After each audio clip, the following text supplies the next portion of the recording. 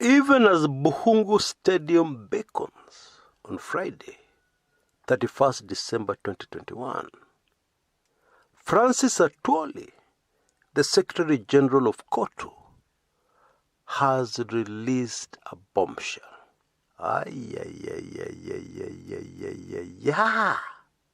It is said that Atwoli has caused major panic in Oka, by making a statement that has just blown away the minds of Kenyans. Atwoli has threatened to play on loudspeaker at Buhungu Stadium recordings of voices of Oka kingpins begging for handouts from the deputy president. Hata juzi walipanga kuja usiku wachome ile gari ya road show. Wanaongea nikisikia. Unaona? Mimi nawasikia. Juzi walienda pahali kuchukua pesa na wanaitiwa hiyo pesa na wasikia.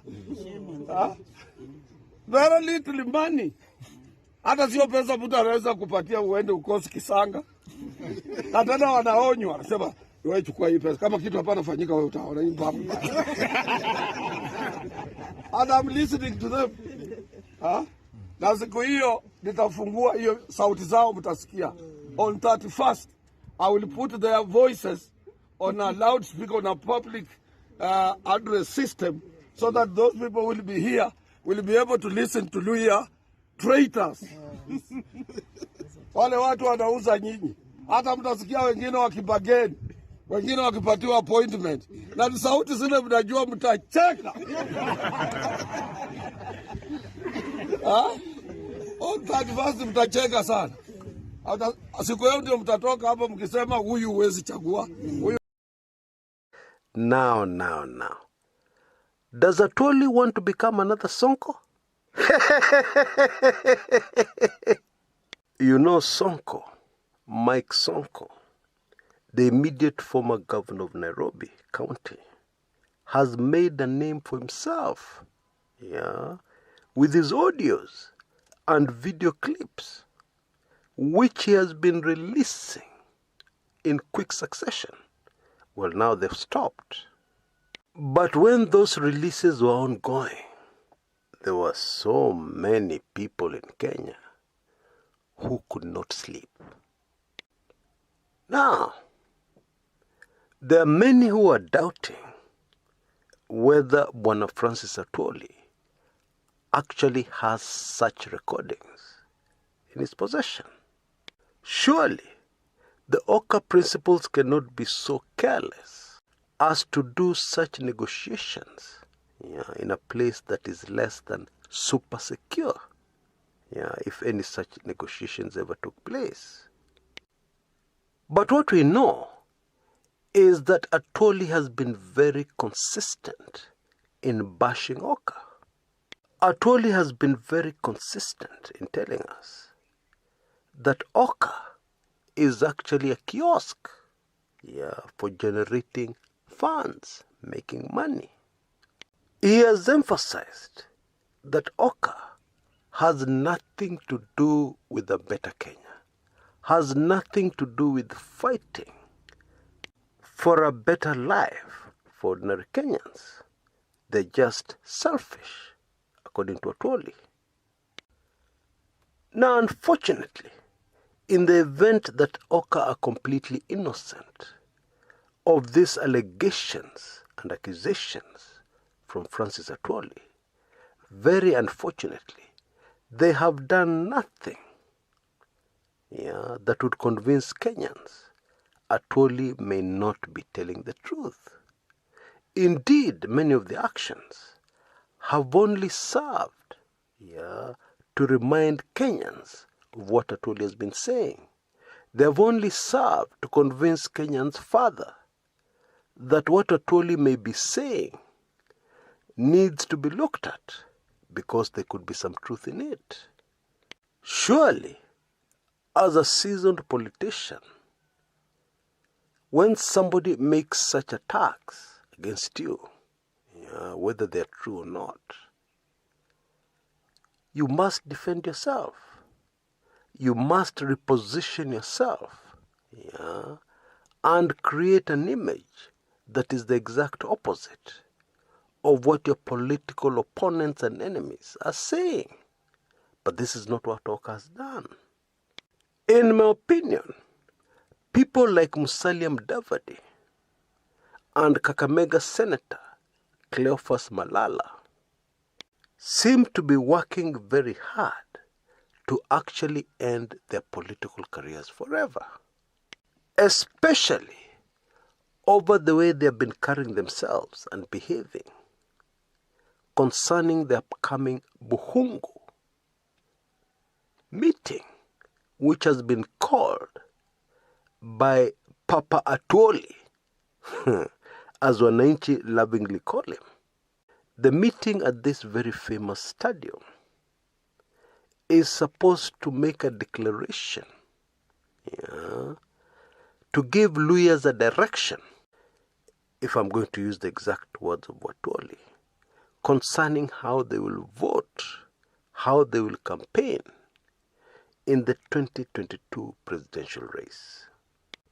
Sometimes it is much better, image-wise, for politicians just to keep quiet and tell the press or anybody who asks you, no comment at this time. I will issue a detailed statement later. Please, I have no comment to make at this time. Simple. But instead, the kind of statements coming out of Malala, which have even attracted the attention of the national cohesion, Jamas, leaves a lot to be desired. Indeed, it raises questions. Why are people so determined to fight against a political meeting being held?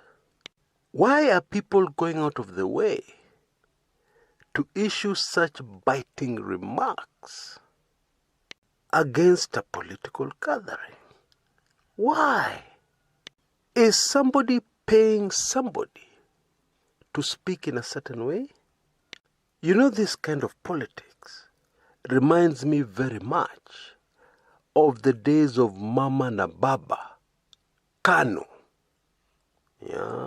Those days of draconian leadership. Sycophants issuing draconian statements, insults at their political opponents. Where there was no debate, where there was no tolerance for one another, like it ought to be in a country that is said to be democratic. And I dare add, Kenyans need to ask themselves, where are these Kanu tactics suddenly re-emerging from? It is so sad, because a lot of us were very excited when people like Cleophas Malala entered politics. The playwright of the famous play that was even banned, called Shackles of Doom. Many Kenyans thought to themselves that somebody who can actually pen such a play, put together such a play, is somebody who is very concerned for the welfare of the common Kenyan, is somebody who loves their country and would want to fight for a better Kenya. Lakini hatujui watu kula nini wakiingia kwa siasa. People change.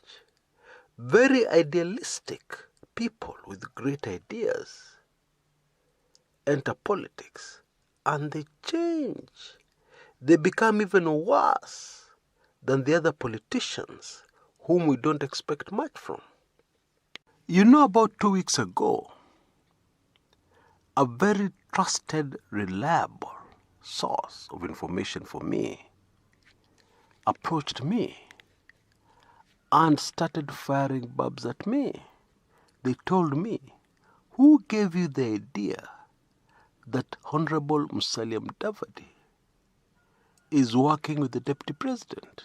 Who gave you that idea? Chris, you're wrong. And they offered, to talk to Musalia Mudavadi personally and get his position. And they got back to me and they told me, you see, this is what I told you, Chris. Musalia Mudavadi will never, ever work with the Deputy President. And I believe them, because in the past they've given me very credible information. Many times very highly sensitive information that has ended up panning out.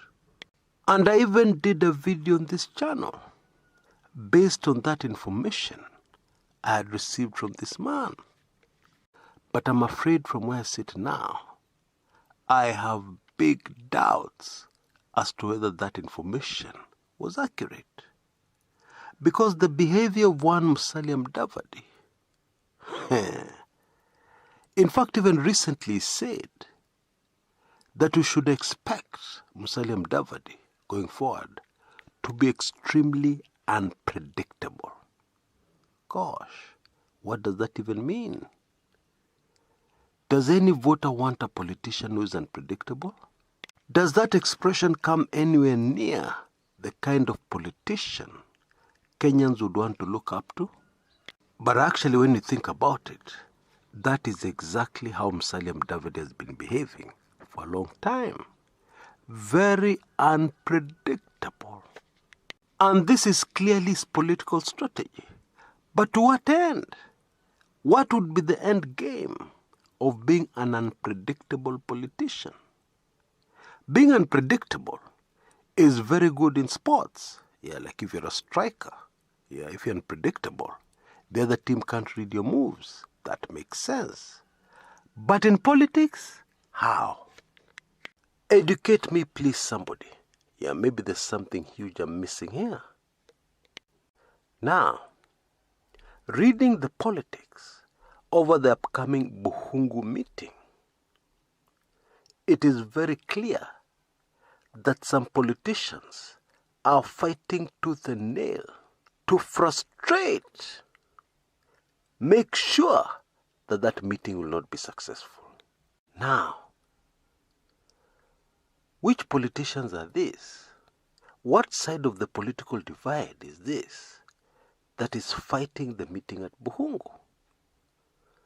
Could it be the ruling Jubilee government, the president's allies? No, I don't think so. Could it be ODM? No, they're bang in the middle of that meeting. Folks, I'm afraid we only have one suspect. UDA and Deputy President William Samoei Ruto.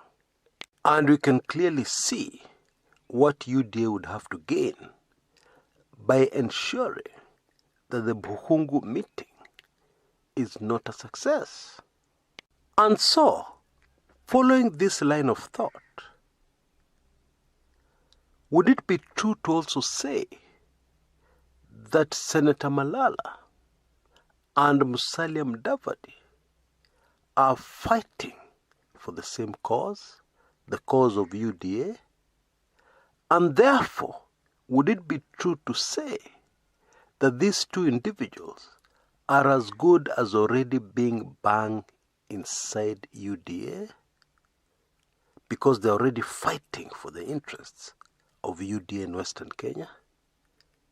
Would that be accurate? Well, in my view, that is precisely what is already very clearly written on the wall for all to see.